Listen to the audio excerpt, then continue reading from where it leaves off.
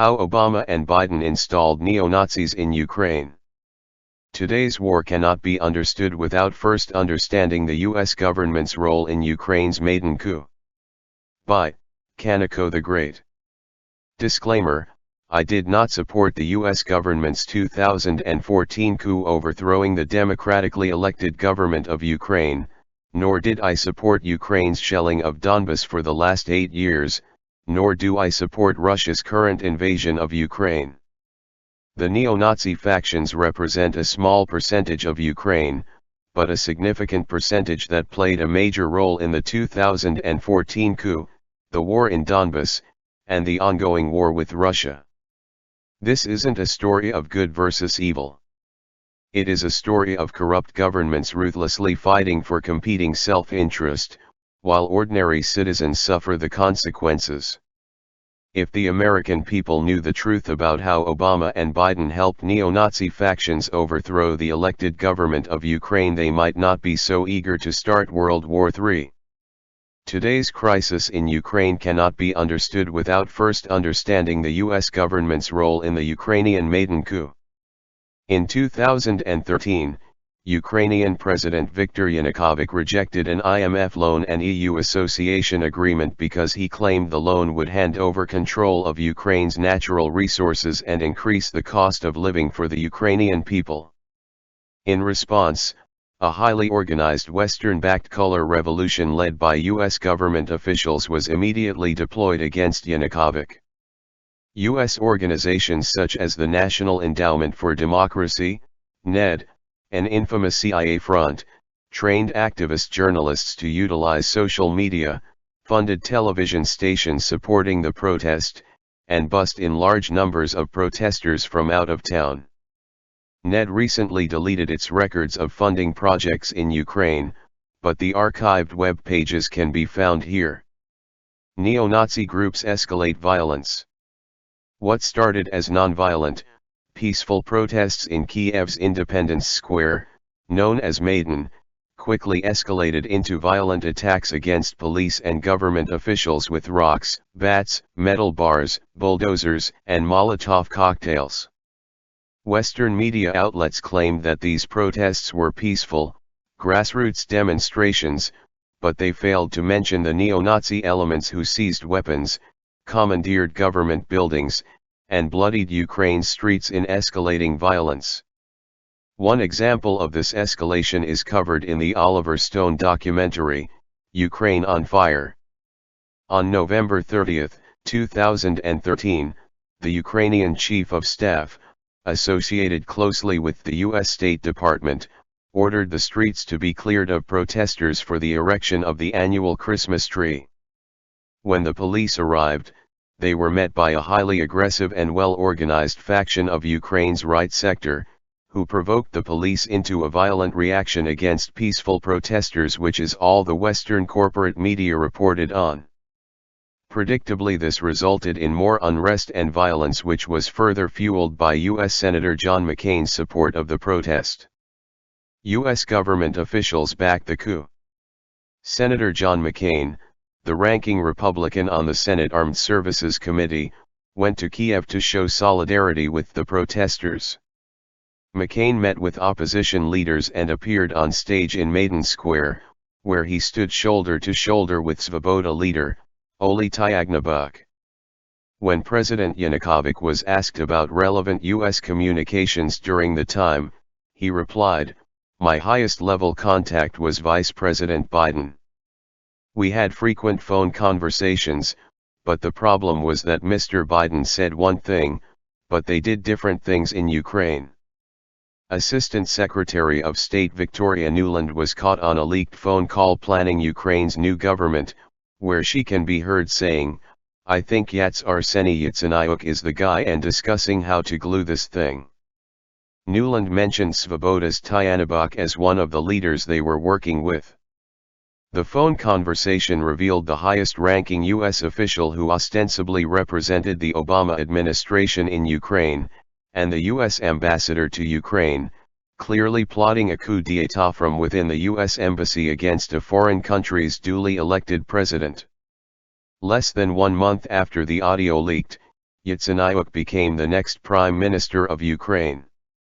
The Maidan Massacre. On February 20, unidentified snipers began firing into the crowd, killing people on all sides. Although the US immediately blamed the Yanukovych administration, another leaked audio call, this time between the US Foreign Affairs Chief and the Estonian Foreign Minister, revealed that they believed pro-US forces had staged a false flag attack as a pretext to remove Yanukovych and finalize the coup. The Maidan Massacre was the proverbial straw that broke the camel's back. Armed mobs took over the Ukrainian government, leading to the start of the civil war in Donbas and the Russian annexation of Crimea. The newly formed government went on to accept a $15 billion IMF loan offer, which reportedly increased the price of natural gas by as much as 50% for the Ukrainian people. The Maidan Massacre trial and investigation produced overwhelming evidence that Maidan protesters were massacred by snipers at Maidan-controlled buildings, rather than by government snipers who were nevertheless charged with the crime. The evidence, which went unreported by the Western media, included videos, testimonies by over 100 wounded protesters, several dozen prosecution witnesses, and forensic ballistic and medical examinations by government experts. Ukraine's neo-Nazi Svoboda Party and its founders Oleh Tyahnybok and Andrei Parubiy played leading roles in escalating the violence in Maidan Square and went on to play leading roles in the newly formed government. The Svoboda Party. The Svoboda Party traces its roots to the Ukrainian Partisan Party in World War II, which was allied with Nazi Germany.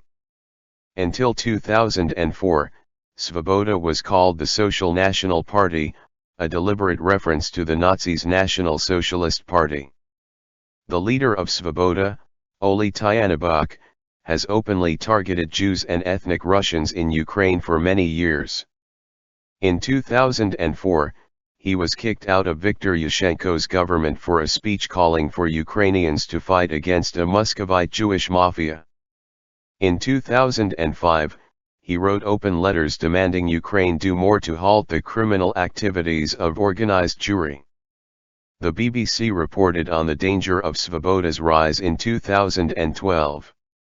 The European Parliament passed a resolution that same year condemning Svoboda as racist, anti-Semitic and xenophobic.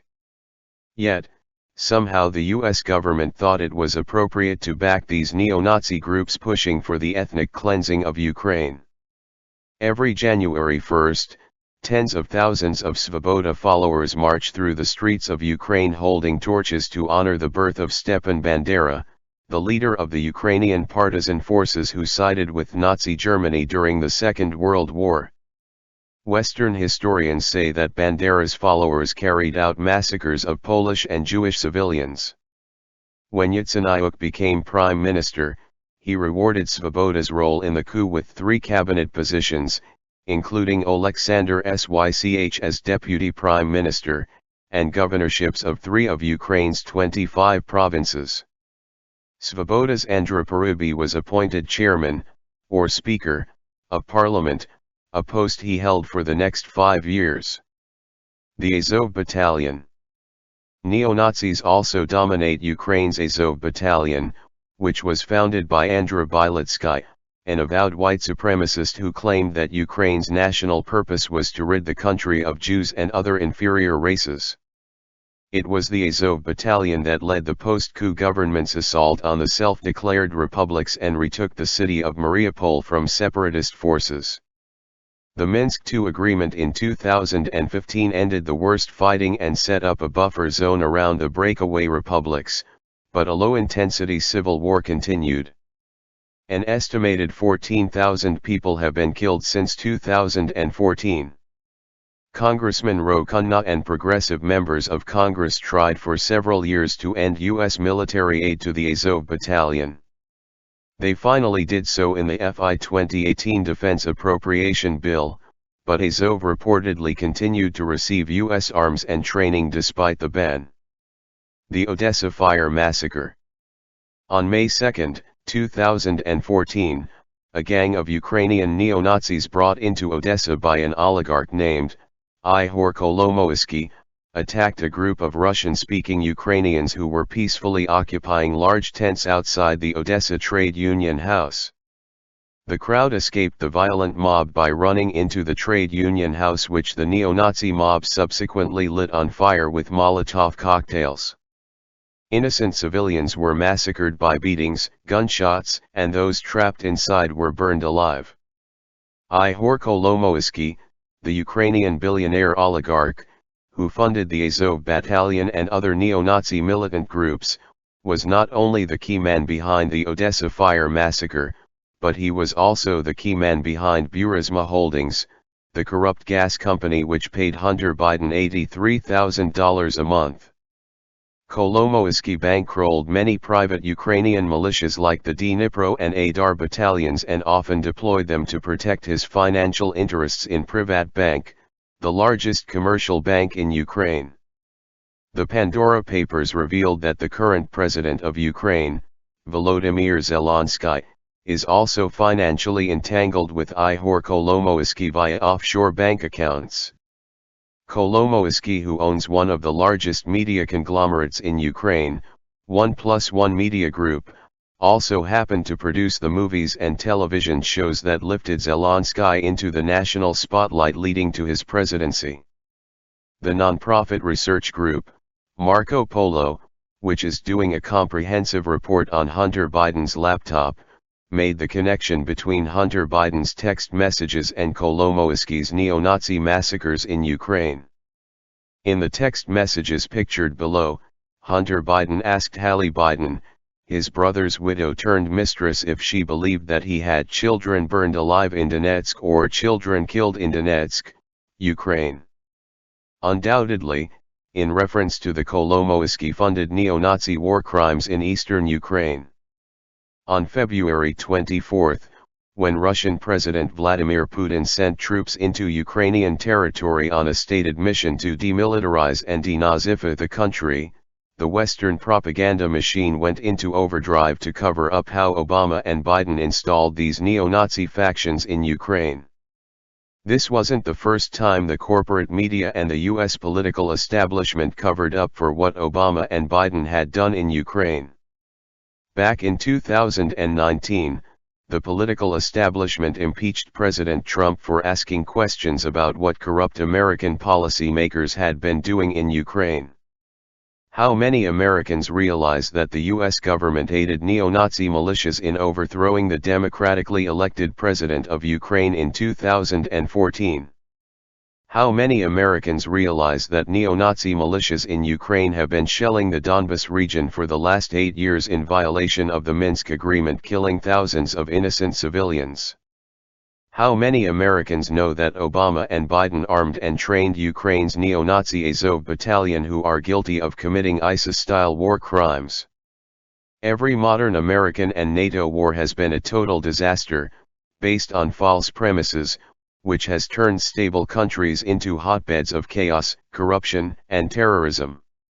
US government-backed regime change didn't work in the Middle East, and it has now directly resulted in this war between Russia and Ukraine. Support the innocent people of Ukraine and Russia, but do not support the corrupt governments that created this bloodshed. Do not support the globalist banking cartel, the military-industrial complex, and the Western propaganda machine. The same neoconservatives and neoliberals who spent the last few decades killing millions of innocent civilians in Iraq, Afghanistan, Libya, Syria, and Somalia, are now trying to manipulate the American people into supporting a war in Ukraine against nuclear-armed Russia. A diplomatic solution might be as simple as demilitarization in Ukraine, stopping the shelling in the Donbas region, and signing a treaty promising Ukraine will never join NATO, but the American foreign policy elite and the useful idiots who support them, are currently lobbying for escalation, no-fly zones, and World War III. Pray for peace and diplomacy.